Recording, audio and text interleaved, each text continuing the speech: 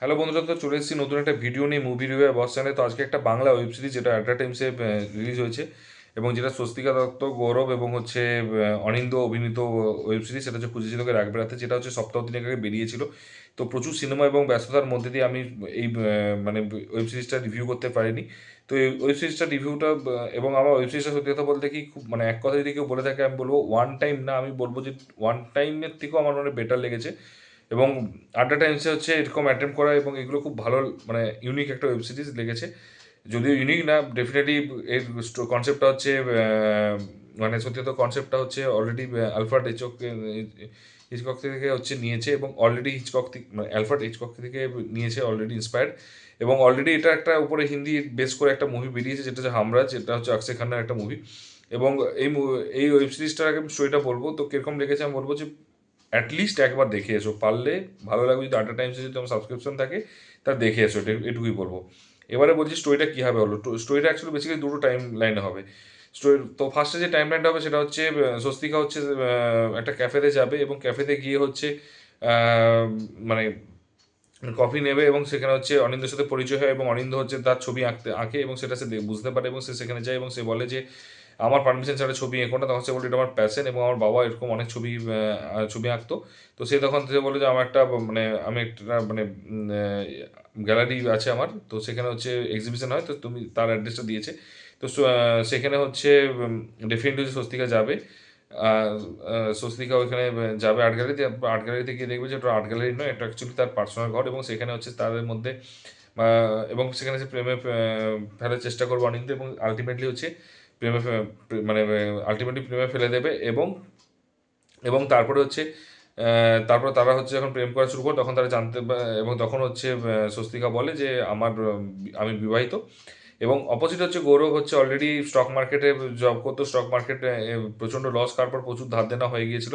তো তখন এবারে কি হচ্ছে, স্বস্তিকা হচ্ছে সেই এবং তাদের সম্পর্কের মধ্যে ওখানে একটা ঝামেলা চলছিল। তো ও সেখান থেকে বেরোতে চায় এবং সে অরিন্দর সাথে হচ্ছে লাইফ টাইম নিজের লাইফটা এগিয়ে নিতে চায়।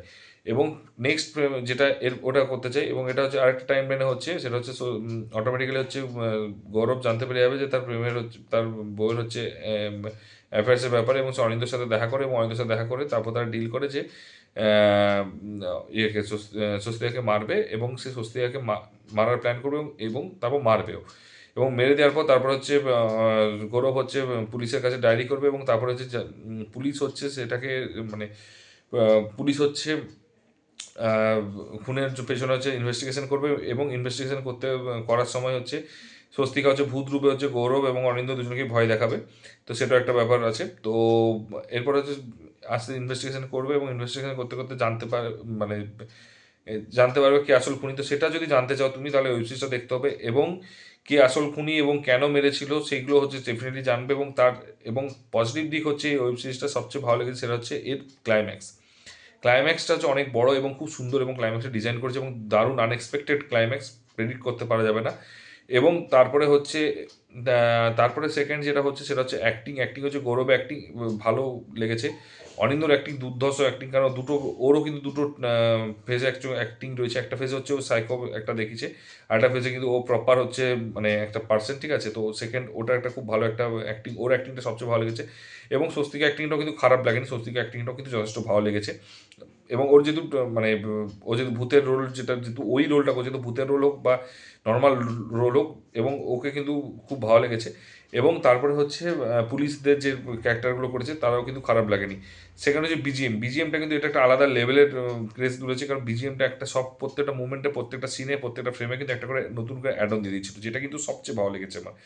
এবং তারপর হচ্ছে যেটা হচ্ছে এই জিনিসটা যে ভালো লেগেছে, সেটা কালার গ্রেডিং, এডিটিং এডিটিং এবং হচ্ছে এডিটিং, কালার গ্রেডিং এবং এডিটিং এবং হচ্ছে ক্যামেরা অ্যাঙ্গেলগুলো সত্যি কথা খুব ভালো লেগেছে। এবং আমি পার্সোনালি বলবো যে হইচইকে অন্তত এতদিনের পুরনো একটা প্ল্যাটফর্ম, ওটিটি প্ল্যাটফর্ম, ওদের দেখে শেখা উচিত যে একটা আড্ডা টাইমসের মধ্যে একটা ছোট্ট একটা ওটিটিতে কত সুন্দর একটা ক্যামেরা কাজ করে এবং কি সুন্দর কালার গ্রেডিং করে এবং এডিটিংটা করে। এই হলো পজিটিভ দিক। এবার নেগেটিভ দিক যদি বলা হয়, তো নেগেটিভ দিকটা হচ্ছে মাঝে মধ্যে প্রচুর বোরিং লেগেছে। 2 ঘন্টা 40 মিনিটের ওয়েব সিরিজ, বাট তাও স্টিল মাঝে মধ্যে কিন্তু মানে ফ্ললেস চলেনি কিন্তু, যেটা আমার সবচেয়ে বেশি প্রবলেম লেগেছে। একটু যদি মানে মানে ফ্ললেস হতো ভালো লাগতো। তো অনেক জায়গায় ফ্ল রয়েছে এবং বোরিং লেগেছে, ঠিক আছে, এবং একই রিপিটেটিভ সিন রয়েছে। ফার্স্ট আমার প্রবলেম যেটা লেগেছে।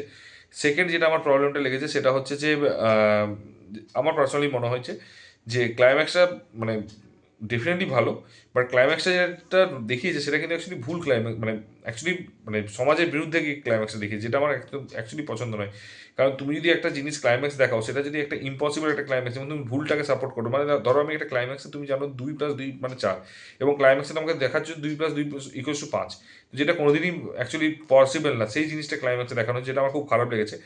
এবং 3 নাম্বারটা হচ্ছে, এটা আমার যেটা মানে 3 নাম্বার যে জিনিসটা লেগেছে সেটা হচ্ছে যে আহ, আমার পার্সোনালি যেটা, এটা আমার পার্সোনালি একদম মতামত যে সেটটা বানিয়েছে কলকাতায়, ডেফিনেটলি বাজেট কনস্ট্যান্টটা ছিল, বাট তাও সেটটা আর একটু বেটার বানাতে পারতো। তো আমি বলবো যে যেহেতু কলকাতায় ওই জিনিসটা দেখিয়েছে, তাও সেটটা আমার একটু অন্যরকম লেগেছে, তো সেটটা একটু বেটার করতে পারতো, আমার যেটা মনে হয়েছে। তো এই তিনটে হচ্ছে তিনটে আমার অ্যাকচুয়ালি নেগেটিভ লেগেছে। বাকি আমার ওয়েব সিরিজটার মধ্যে খুব একটা যে নেগেটিভ আছে আমার চোখে পড়েনি। এবার যদি তোমাদের চোখে পড়ে অবশ্যই কিন্তু কমেন্ট বক্সে কমেন্ট করে জানিও, যদি যেহেতু অলরেডি অনেকদিন আগে এটা বেরিয়েছে।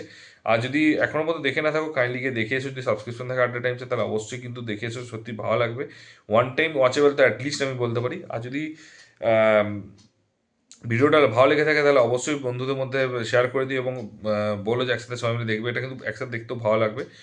আর যেটা বলবো যে যদি চ্যানেলে নতুন হও এবং অনেক এই টাইপের যদি ওয়েব সিরিজ, মুভি, মানে যেগুলো হয়তো তোমাদের কাছে খবর না থাকতে পারে, সেগুলো যদি তুমি জানতে চাও, তাহলে অবশ্যই কিন্তু কমেন্ট বক্সে কমেন্ট করে জানিও। আহ, মানে কমেন্ট করে জানিও যে সেই ওয়েব সিরিজগুলো রিভিউ করতে, এবং হচ্ছে এই টাইপের আননোন ওয়েব সিরিজগুলো জানার জন্য এবং তার খবর পাওয়ার জন্য, রিলিজ ডেট এবং কোথায় কোন ওটিতে রিলিজ হচ্ছে সেগুলো জানার জন্য কিন্তু এই চ্যানেলটা একটু সাবস্ক্রাইব করে রেখো এবং বেল আইকনটা টিপে রেখো, তাহলে কিন্তু তোমার কাছে নোটিফিকেশন যাবে। তো দেখা হচ্ছে পরের ভিডিওতে, ভালো থেকো, take care, tata, bye by.